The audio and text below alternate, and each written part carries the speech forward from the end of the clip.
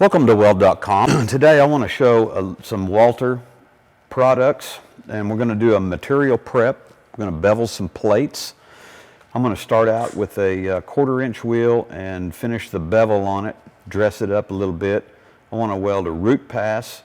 I want to come back with an 1/8 inch and grind it out with the 1/8 inch. I'll put a fill pass in these 3/8 plates with a low hydrogen. I'll come back and go to a knotted wire wheel to buff that out.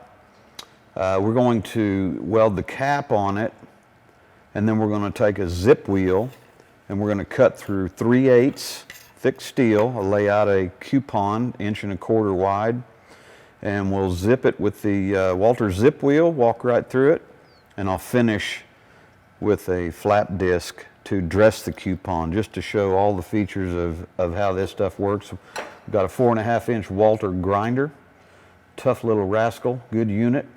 So let's get over here and get us some coupons cut out.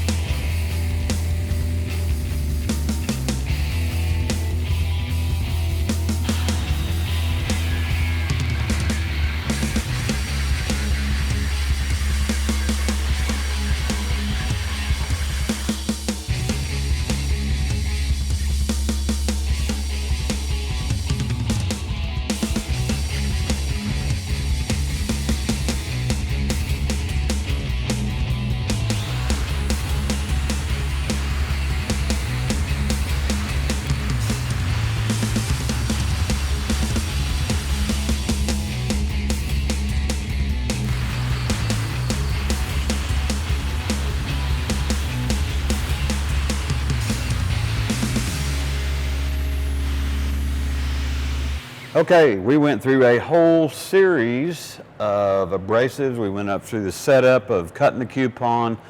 We put a root pass in. We ground that with the 1/8 inch. And then we did a fill pass. No, we did a hot pass. We buffed it with the wire wheel. Tough little son of a gun right here. We put a fill pass in and we buffed it again. We put a cap. And then we have labored to produce a coupon. And I had the distinct pleasure of interviewing Charles Garion at the Walter booth in Chicago at FabTech, and I said, I'm not much of a zip wheel guy, I'm more of a saw guy. And he was telling how long these things last and how many pieces they had cut through some pretty thick steel, and I believe him now.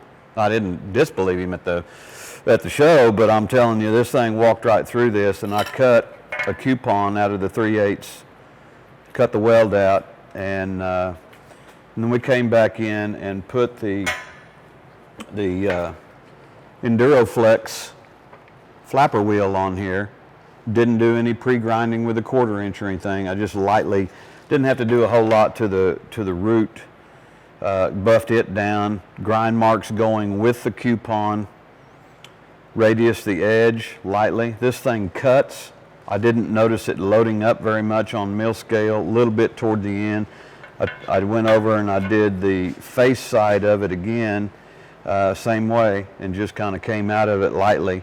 It is flat.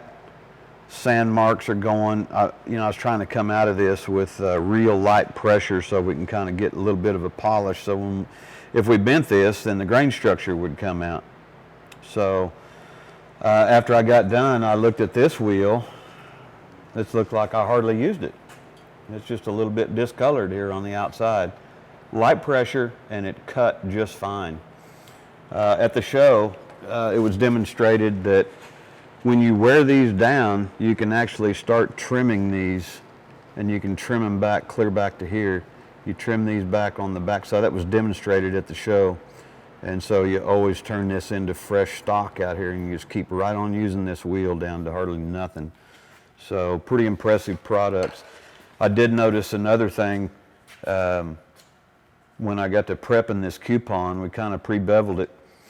And then we finished the bevel after we got through cutting. This 1/4 inch wheel, I had to do hardly nothing for pressure, and I laid it on there flat.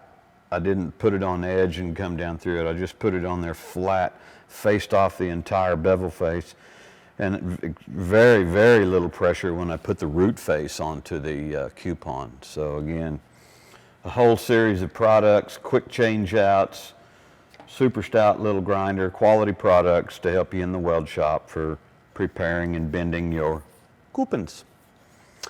I'm Bob Moffett with Weld.com, Cowley College in Ark City, Kansas. Thanks for watching Weld.com. We appreciate your support over the years.